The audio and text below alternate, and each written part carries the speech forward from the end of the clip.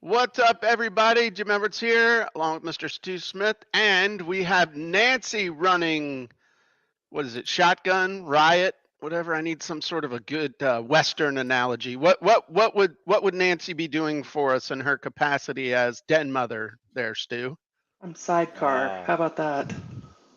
Isn't that a drink Hmm. from the 40s? It is. I would Okay. say she would be in the um Adult. tactical operations center. She's the Oh, TOC. is she a fob? She's Is she a tactical fobbit? tactical operations center. That's TOC. pretty slick. I Yeah. like There the you new go. title. I like it too. We'll have to just break out the acronym genie and start making some stuff up. Let's do it. So, all right, Nancy, I'm going to put you in there. Nancy's going to be monitoring the comments over on the live page. Welcome, everybody. Say hi in the comments if you're just joining us. And Nancy will, I'm sure we'll bring you back for hijinks at some point. So, and by the way, that's my oldest daughter. Yay for kids. So anyway, Stu, how you been? Since I'm I saw you, good. since I saw you last, I have knock on wood made. Oh, thank you. Did you ever read it? I have, and Okay, you read it to me. that's true. You weren't going to read it, so I had to read it to you. Then we turned it into a six-figure profit center with the audiobook version. That's smart. Sweet.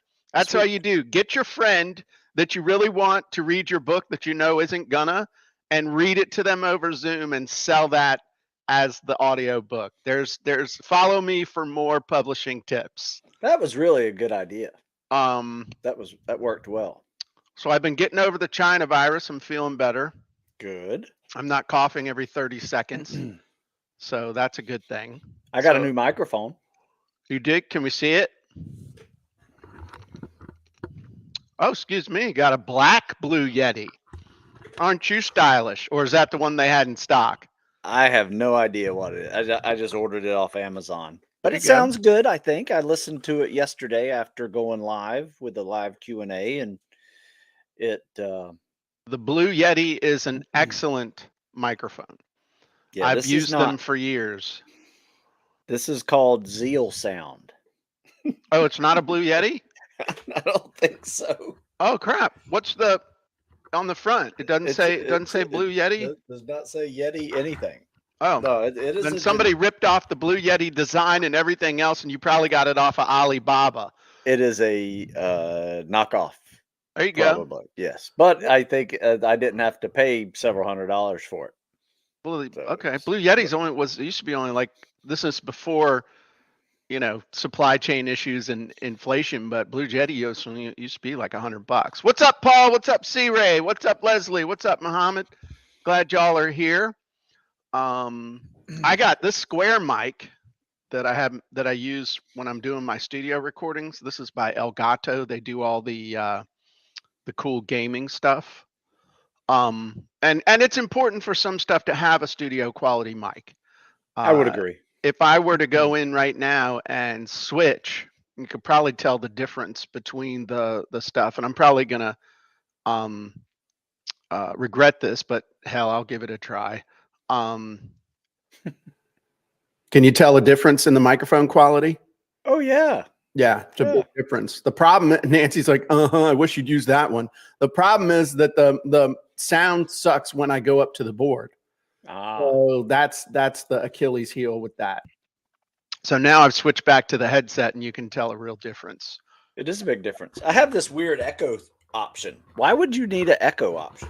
Oh, dude, for reverb, so that you can go, hey, everybody, it's Stu Smith. Let's get ready to rumble. You can do that kind of stuff, Okay, That's got why it. it has that, I was wondering what that was all about. Oh, that's the only reason it's on there, dude. Otherwise, it's just a distraction. Of course, you want to do that. So, what are we talking about today, dude? I got energy. I'm not coughing. I'm excited. Let's Good. Let's overdo it. Yeah, you know what? I got an idea. All right. Because what we just did was human intelligence discussion. Was it? Now let's go into artificial intelligence discussion. Okay.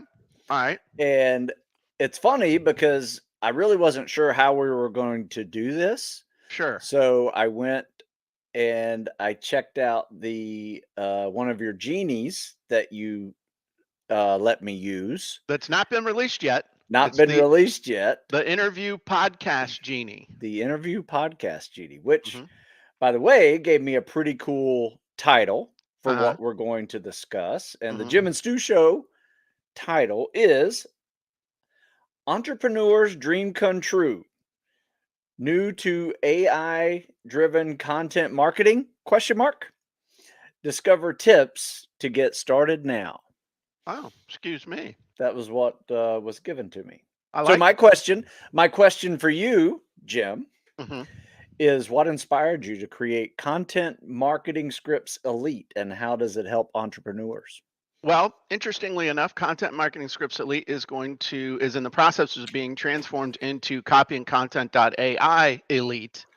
We're rebranding everything, combining a whole bunch of stuff, and combining the wizards and the genies and the training and a whole bunch of stuff into a brand new site that is going to launch April 1st. When's it going to launch, Stu? April 1st. April 1st. And no, it's not because it's April Fool's Day. So, what inspired me was just for the last 10 years, we've been doing stuff with our wizards, and I have been, I think, doing a very good job with specific tech to be able to help people with push button solutions for creating content, sales copy, and the like. And so we got really good at prompts and understanding structure and all that good stuff. And then about 2 years ago, when AI, specifically GPT-2, came out, I started developing my own large language learning model and spent 6 figures on it and pulled the plug on it because it just wasn't good enough. But we had laid the groundwork to be able to plug our stuff into AI and specifically GPT when it became mainstream. So about 6 months ago, it became mainstream. And so we started doing some integration beta, letting people in content marketing scripts use what we call genies, because most people are trying to teach you how to program the AI robot. And I realized that's not what normal people like us want to be able to do. They want to use a wizard type setup just to get the freaking result. That's all anybody wants. Nobody wants to know how to make the sausage. They just want to eat Jimmy Dean's sausage. So That this is is how people can eat my sausage without seeing how it's made. You like that, Nancy? Nancy's in charge of the social media. Is always scared I'm going to say something that's going to drive the folks away. But we do what we can. Love you, honey. So that's how we came to be here today. And then I realized, the team and I realized about a month ago that the banner of content marketing scripts really wasn't going to hold what we were capable of doing now in the areas of sales copy and content. So we've been working really hard on this rebrand and figuring out, how to do it. And then Chat GPT came along and really made this type of AI, GPT, specifically GPT AI, made it mainstream. But programming that Chat GPT to try and get it to give you something useful and good is actually hard. Yeah. And so that's a good thing for us, because they also just announced that they are going to be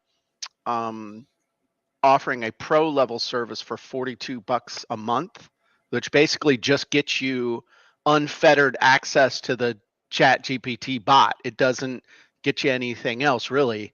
Just, you get to avoid the "we're busy, come back later" sign.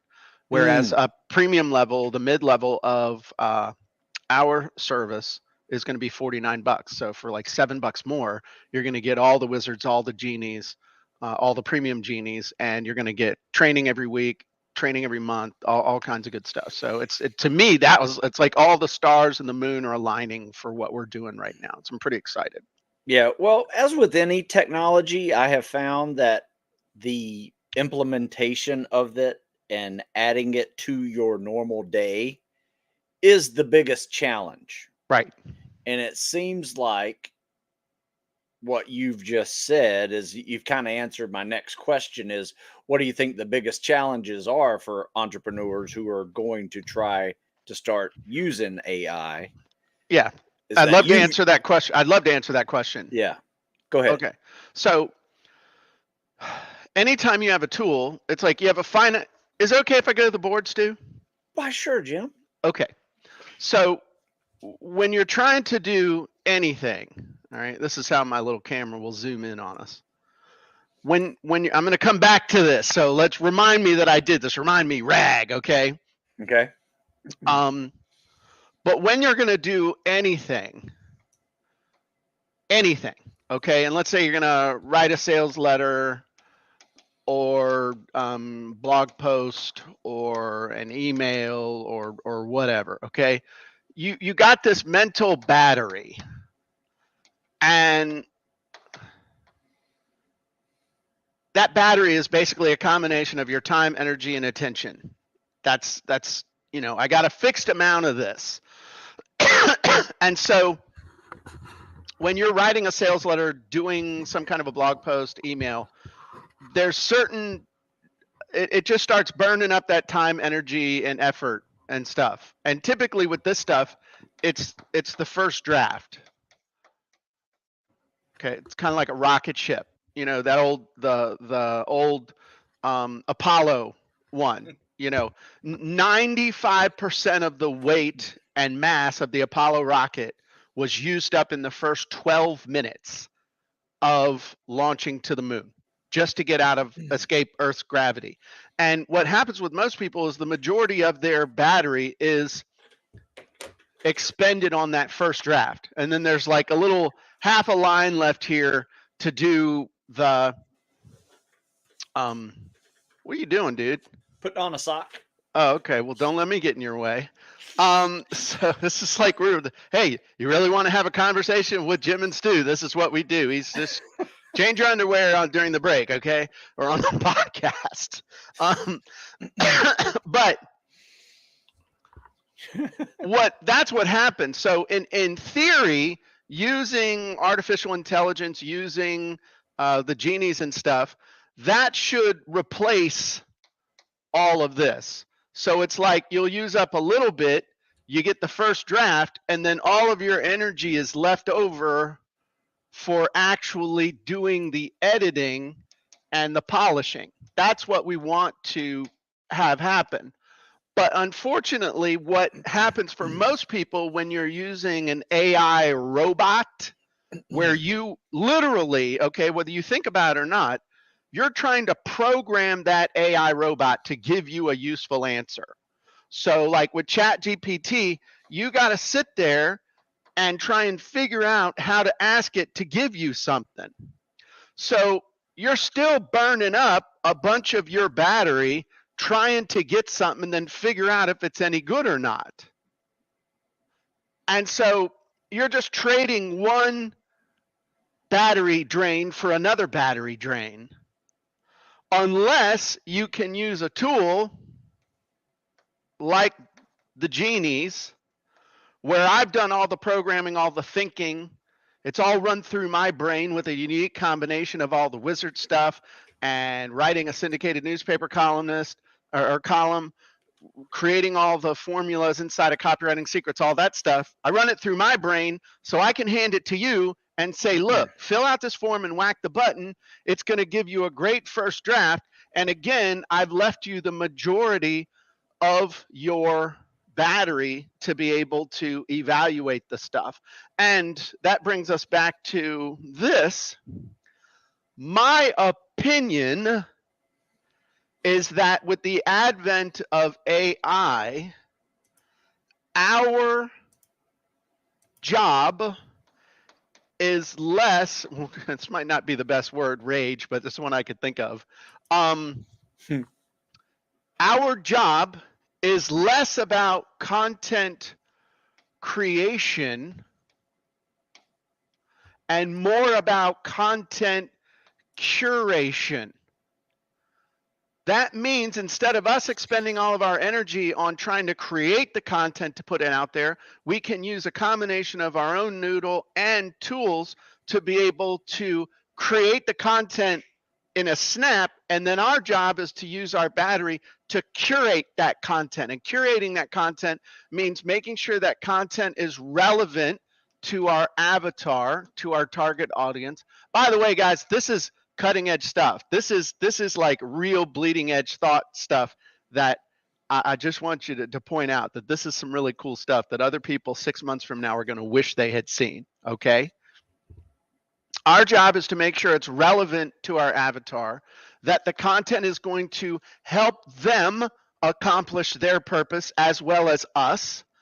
It's actually good, which means we need to edit stuff. So we need to work on our editing skills in order to be able to curate content that our target audience is interested in. Because do you think there's going to be more or less content coming our way, folks? In the comments, do you think there's going to be more or less content coming our way? I know there's going to be more. So if there's more content coming, because it's easy for any chucklehead with $42 in their pocket to go over and sign up for ChatGPT Pro and start whacking that button like a feeder rabbit trying to get a freaking cocaine hit in a 1960s evil science experiment at some national university. There's more content coming, which means we got to make sure the content we put out is relevant, that it accomplishes their purpose, that it's good, and we actually edit it and put some soul into it. So that's my answer to that. What do you think of that, Stu? Man, I've been thinking a lot about this. no, this is really, really thorough. Well, thank I you. like that. Well, tell me this. Mhm. What do you see are any risks of using AI? Like, there are going to be a lot of people that are just like, don't want to use it for, maybe they feel it's an ethical reason, or, there's, AI, you have access to these robots that are going to kill us all. I like the Terminator. That's what I love that line you said, since when did the Russians become our friends? Like since when are we buddies with communists? It's like, and you think about, you and I have very similar experience. I mean, some of our favorite movies are the Rocky movies, and grew up going to the movie theater to see Terminator and stuff like that. When you like Terminator, right? Remember when Terminator came out? Remember those black Nike high tops, the black ones with the white swoosh that Sure. the guy put on? I had a pair of those with the strap around them. I had to have a pair of those Nikes, man. Back 1984.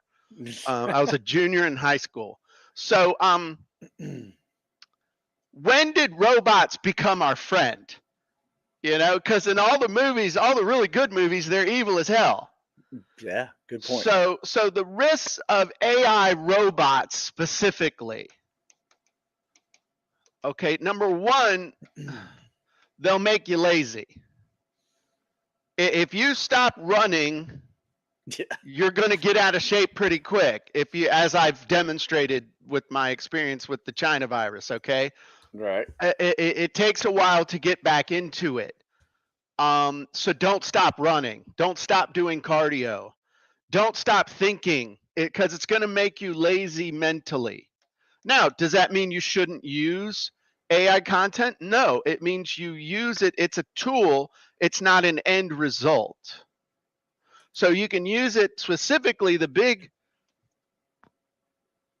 reason to use it is to get a first draft.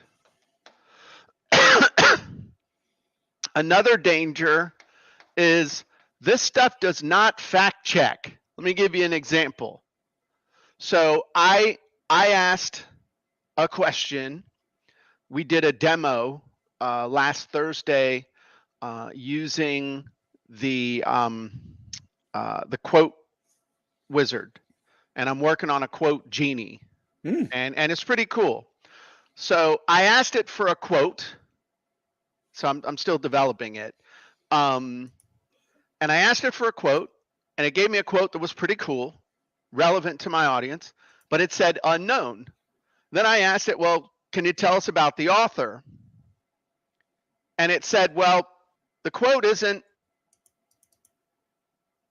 specifically attributed to one person, but it is often attributed to the late American businessman Warren Buffett.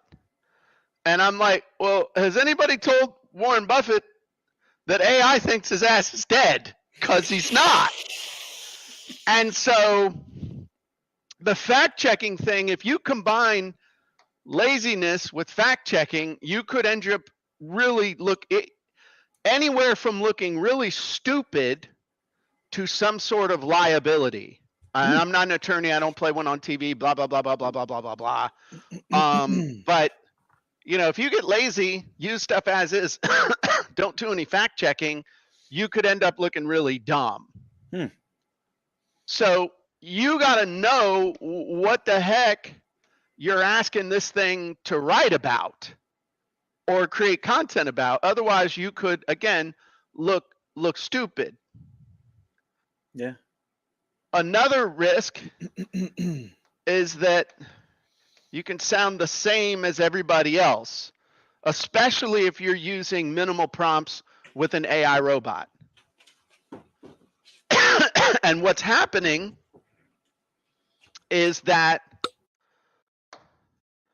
you're going to start seeing content that is not human generated getting penalized, like by, and again, this is my opinion, but you're going to start seeing this stuff getting penalized by Google for search engine optimization purposes. Because in a business decision, it is not in Google's best interest to promote content that was created by a partnership between Microsoft and OpenAI. Okay. Nice. So number one, number two, just like 20 years ago, people were filling the search engines with crappy content that was generated by really primitive spinners and all kinds of other stuff. It is not in Google's best interest to fill their search results with GPT content. So what you got to have is content that is judged to be human. Now, this is subjective. Now, I will tell you this. This may change, but I will do my damnedest to make sure it doesn't. If there's a tool that was popularized a few weeks ago by this 22-year-old kid, got written up in a bunch of different places. He created this GPT detector. I'm sure there will be tons more GPT detectors coming out. If you put content directly from ChatGPT into this GPT detector thing, it will detect it as being written by a robot or GPT. In the test that my team and I have done, we are consistently able to output content from the genies, and in raw form, it is judged to be human. Why? Because we do a better job than just a straight GPT chat robot. Now, can I guarantee that's going to be the case in every single case? No. But I'm just telling you that the genies can beat the detector right now.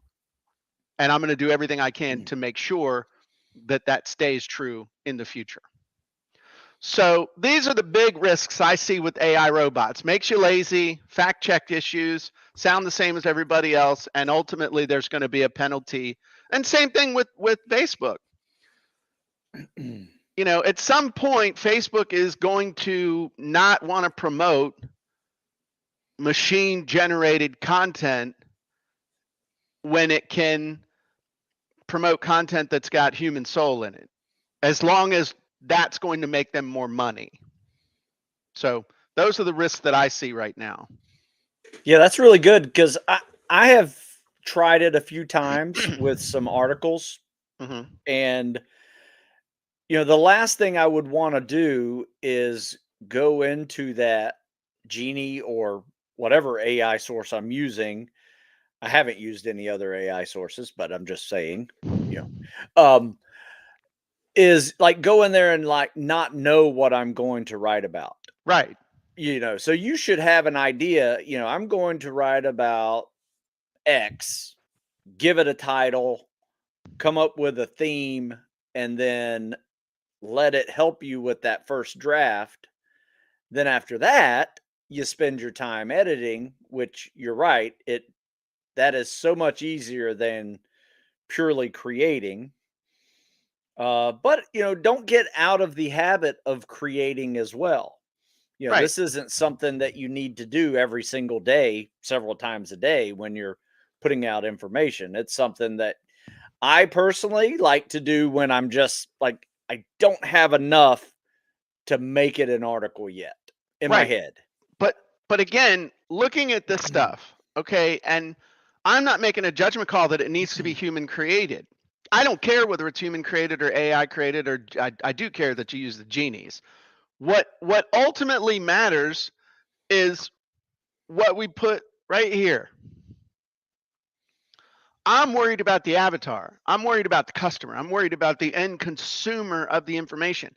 The consumer doesn't care Good point. how it was created. What they care about, is it relevant to them? Is it going to help them accomplish their purpose? Is it good? And has it been edited so that it actually has the things that make content good? They don't care. Yeah. So that's the thing to understand. I'm not making a judgment call, good, bad, or indifferent about AI. I'm creating tools that make it so you can make damn good content and copy using a blend of our wizards and AI and other tech. Okay. So I'm not poo-pooing it. What I'm saying though is that just straight AI content out of a chatbot or another AI robot is like the lowest common denominator. Yes. And in the pyramid of value, the more you can add to make sure that you're doing more to it. You're not just showing up with a blank sheet cake that you bought at the grocery store and saying, "Happy birthday, little Timmy."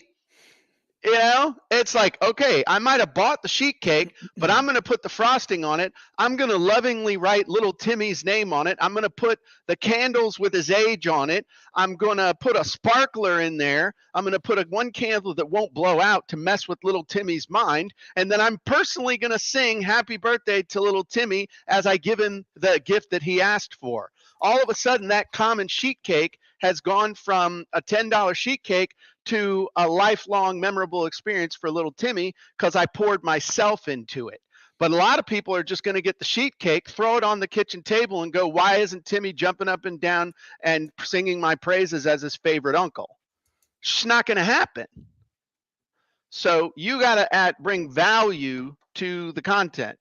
But the cool thing is that the tools enable you to get something to add value to a hell of a lot faster than having to compose it from scratch by yourself.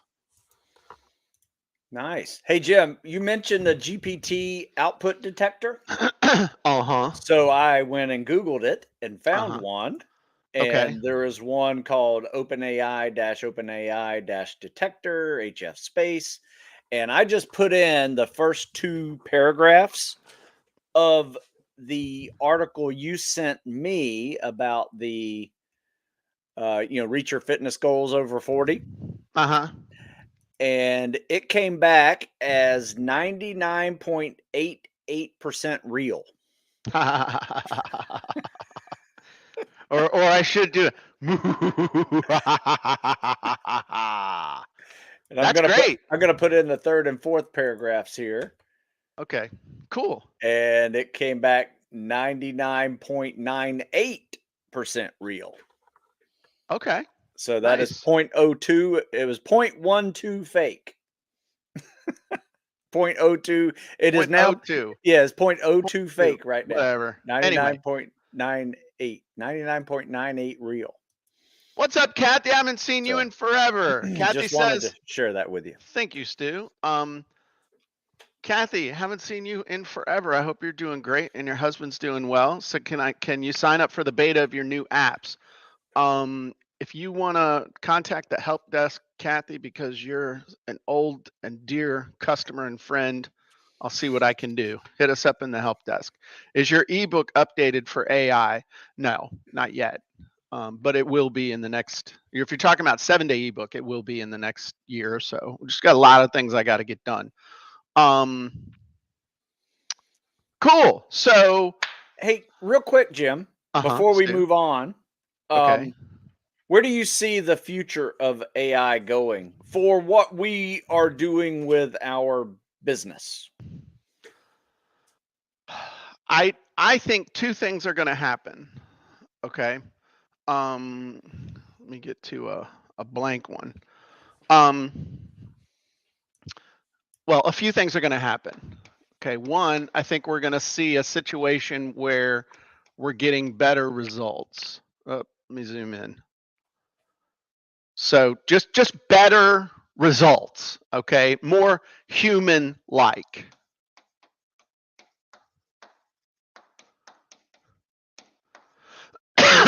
Okay. Number two, I think you're going to see a lot more integration with images and video. So what I'd love to see, like right now with the genies, I can, write the blocks and stuff and then shoot them into a PowerPoint or a DOCX file or an HTML file. I can shoot them into these things. But what I'd love to see is, okay, write me a script and then ram it over into this other software and have it make a talking head video that sounds like me and looks like me. Now, that is available now, but it's not integrated.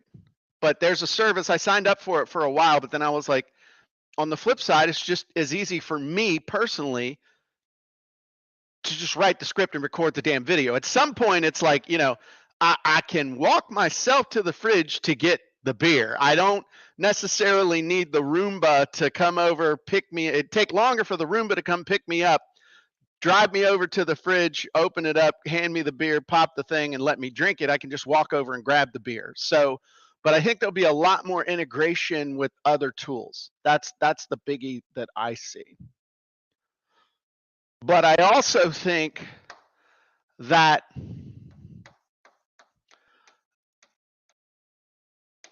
the big thing is people figuring out how to put personality and put their persona into everything. It's like, this is going to be the big thing. It's like, I got the Jim persona, you got the Stu persona. That's going to be so important. Building that personal brand, building that persona, and really just being a curator. Like you're going to become a filter for the people who want to follow you. That's not a fully formed idea, but it's like you're going to be the leader, the filter, the judge, jury, editor, all that stuff on the avalanche of stuff that's coming, so that you can, and people will follow you because of that. So you need to be able to use the tools to be able to help people get results, because there's an avalanche coming.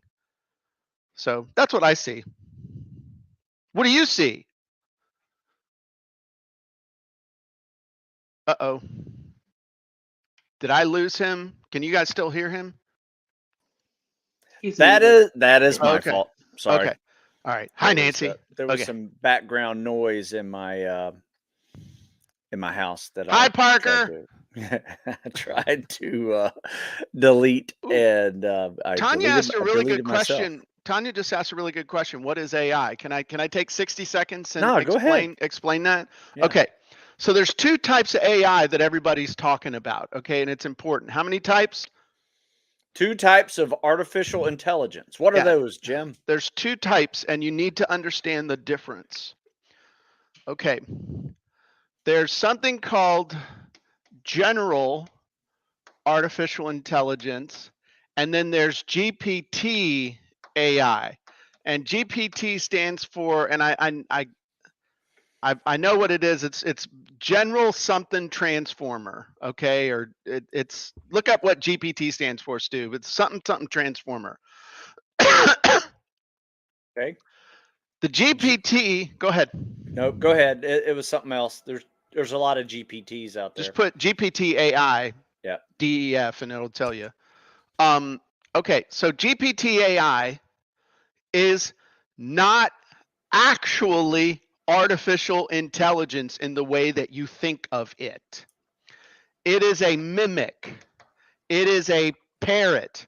It is virtually a parrot that has access to a database containing billions of documents, and instead of just repeating back Polly want a cracker or Stu Smith is buff or whatever you train the parrot to say, the parrot knows when you say Polly want a cracker, the parrot has heard all these billions of things, and then it'll say something like Polly want a cracker because it's okay for him to eat carbs. He's not worried about, I mean, it just predicts in this situation with these words, what would a human typically want to see or hear? That's literally what it does. It's just such a giant data set that it can predict based on the stuff that you're asking it. Honest to God, that's how it works. As opposed to general AI, which if you ever saw the movie 2001, remember HAL? Oh, yeah. From 2001, that's where, based on a set of data, the artificial intelligence, the computer, the cloud being, is able to make decisions based on the data set that it has absorbed and observed. But it's only as good as the data set that it has, but then at some point it is able to learn. So as it gets new data, it learns. This is the one that they're hoping will be able to simulate human intelligence. It is not there yet. Yeah. However, it is coming.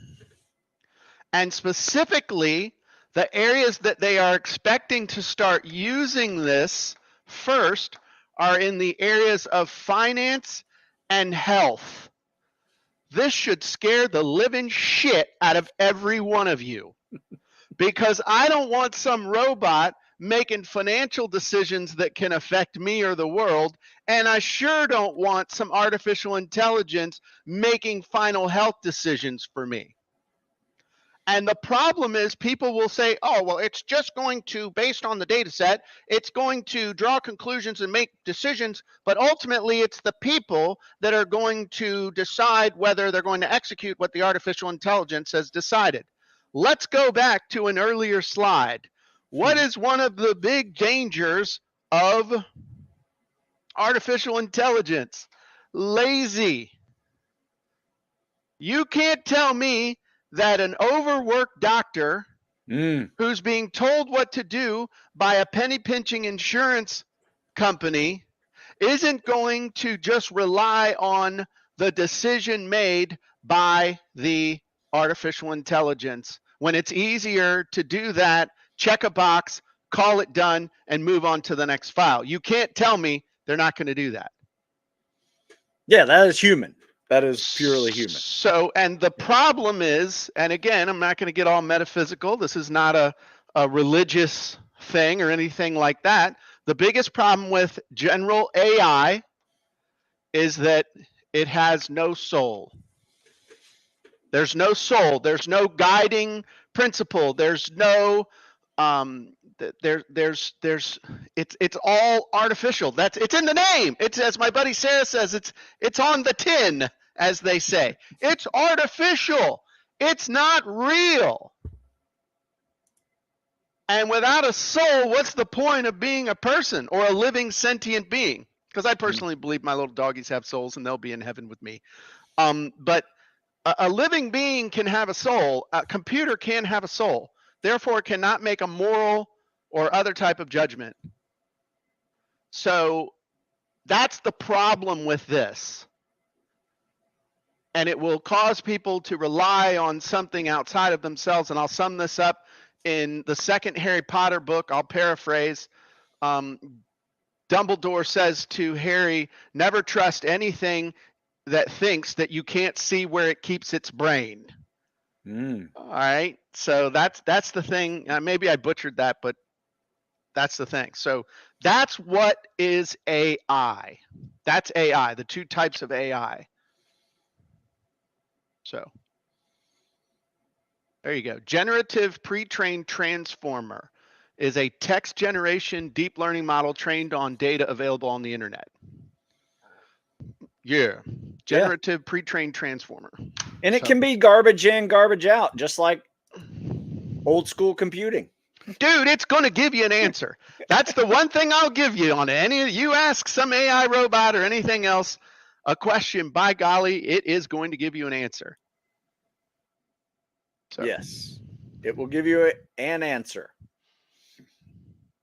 We Oh, just yeah. can't be lazy to well, you got to know whether the answer's any good or not. distinguish between the right, wrong, or other options. Mhm. So, Jim, we've kind of taken the Jim and Stu show and blended it into the podcast. Oh, the Jim and Stu show and the podcast had a dumpster baby today. I'm excited. Yes, we did. And so podcast 185's title is Revolutionize Your Content Marketing with AI. Discover the benefits and risks now.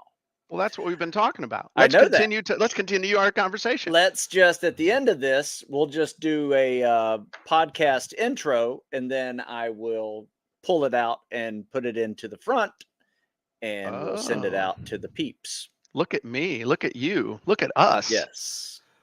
Kathy asked a good question. She says, "Are your genies a general AI app?" No, it's anything that's making content and copy is GPT. There really are no general AI apps out there. There's people that have general AI with very, very specific applications, kind of like the Deep Blue learning computer that beat Gary Kasparov in chess and stuff like that.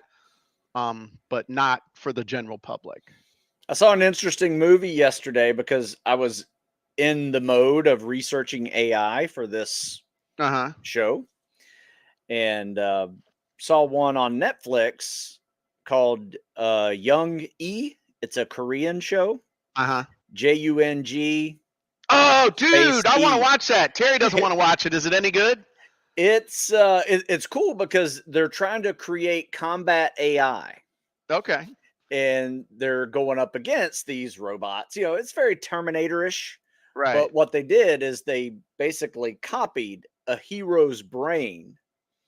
The hero died, and they're trying to put it into all these AI robots to be that hero and win the war. Okay. So it's very interesting how they do that. And it's funny because they have these levels, right? Like for level A, you transfer your brain into this robot, and you have all the rights of a normal citizen. Then there's plan B, where you have all the rights of the normal citizen, but your brain is also shared with the company that makes it, and it also has rights to your brain. That movie looked like RoboCop and Terminator had a dumpster baby movie.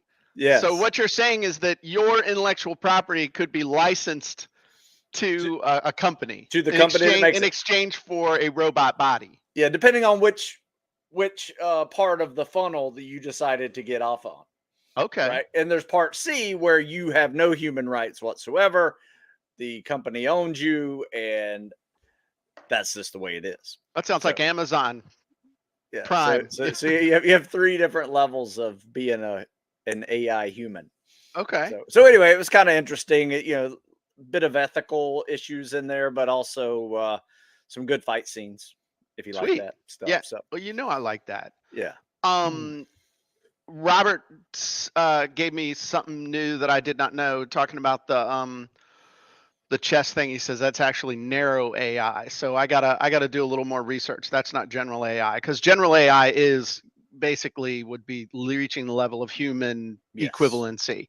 Yes. So I need to thank you for that. I will add that to my research list and figure that stuff out. Kathy also asks a really good question. She says, can you protect your intellectual property from GPT? Pretty much no. If it's out on the internet, that GPT is just going through and crunching and munching its way through everything it finds on the web.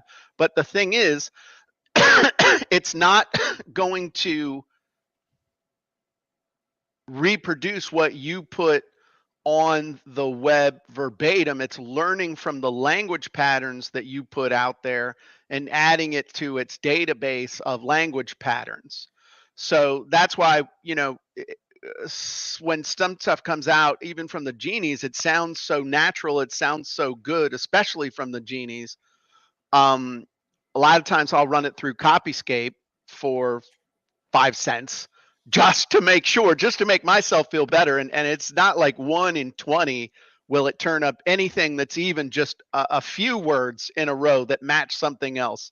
So the interesting thing is that it's not plagiarism. It's the same way that in high school, if you think about any type of education that you've ever had, in English class or history or anything like that, first thing they did was they taught you a framework. So they would spend a semester teaching you a framework for a term paper or a 500-word essay or any of that stuff. And so they teach you the framework, then they give you some examples, and then they set you loose to go do your own research. And you got to take your research and put it in your own brain, apply the framework to it, and then write a paper that some bitter person who's mad they have to grade your paper is going to give you a letter grade that's going to dictate the future, your future existence and college admission. And so you learned by reading. And that's one of the best ways. It's like, you know, that's why really, really smart people read a lot. Why? Because reading is how you learn stuff. You learn patterns and that type of stuff. If you want to write great copy, you got to read great copy. If you want to write great articles, you got to read great articles. So what this GPT thing is doing is it's not only absorbing content, but it's absorbing patterns. And so when you tell it, hey, you know, Genie, make me a blog post about this and give it these other parameters and stuff, it's actually able to come up with something that makes sense, because it's learned on 2 levels. It's learned about patterns, but it's also learned that when somebody asks for this type of blueprint on this topic, this is what it looks like. So then it generates something not based on a specific thing, but basically based on everything it's ever absorbed on that. So, you know, it's not including your stuff in its database from the standpoint of it's going to spit it back out. It's including it in its database as it has learned from the pattern, but it's not going to spit back out verbatim what you did. So putting a copyright on it isn't going to do you any good. So anyway, you know, there's a lot of stuff coming, and you gotta learn how to think and judge for yourself. You know, one of the success principles that I've learned from Dan Kennedy and a lot of other people is that if you want to be a success, look where everybody's going, poke your head up like the meerkat, turn 180 degrees and start going that way. Because the way that the mob is going is the wrong way. Yes. You're either too late or it's wrong. And so a lot of, at least from my experience, what is out there right now with AI is it is the summary, the culmination, the amalgamation of the popular consciousness. And so even in stock market and other stuff like that, it's kind of looking at what everybody's doing. So to a degree, it's smart to know what everybody's doing, but if everybody's doing it, there's not really, nobody's keeping an eye out for innovation, for disruption, for any of that stuff, because this is pretty much just the popular consciousness mob of lemmings, usually heading for a cliff. Yeah. Well, So- remember when we first discussed this, Jim, together on this on one of these episodes where Uh-huh. we just mentioned that, look, don't be freaked out by it. It's just another tool Right. that you put in your backpack. It is a useful tool that will make content marketing easier for you, so you can have more time actually doing other things in your business. But it is not a rule changer. It is not a game changer in a Right. sense that everything that you've learned up to this point still matters. Right. Running a business is not going to change because of AI. Yes. Yeah, this is just another tool for helping you be creative in a way that will just save time. And it's putting an emphasis on additional skills that you are probably have not worked on, like your editing, curation, polishing skills. Now this give you a chance to really, really, really, really add value. That's how Yeah. you're going to make money. That's how you've always made money, is adding value. Right. Adding Now- value and good language that makes Right. people want to buy. Exactly. Yeah. So anyway, That's There you all I go. have, Jim. that's all I've got, Stu. I think we've done our job. So I would encourage everybody, if you would like to learn more about creating amazing sales copy, whether yourself or using tools, or if you want to create amazing content, you can go to copywritingsecrets.com and grab my book, or you can jump on the early bird. We are officially announcing the early bird list for copyandcontent.ai. You can go to copyandcontent.ai and you can jump on the early bird list, and we will keep you updated on the launch of the new site. And Stu, if peeps want to get in good shape so they have lots of energy for doing all the amazing things we've talked about, where should they go and what should they do? They can go to Stu Smith Fitness and see how I use AI in my content marketing. There you go. Stu's like my ultimate guinea pig. Yeah, I'm like, hey Stu, I got this new genie. Give it out. He's, oh, hey man, I did it and posted it. And it's amazing. And look what the results I got. I'm like, God bless Stu. So, all right, cool. And by the way, that's StuSmithFitness.com. Yes. We, Thank you. have It's lots not- of things it could end yeah. with. It's not .ai yet. Yeah. I don't think it will be. Well, if we came up with a really cool AI thing that would write AI workouts for that people, would that'd be kind of cool. interesting. Yeah. There you We'll go. see. All right, cool. All right, everybody, take care, and we'll talk to you soon. Bye-bye.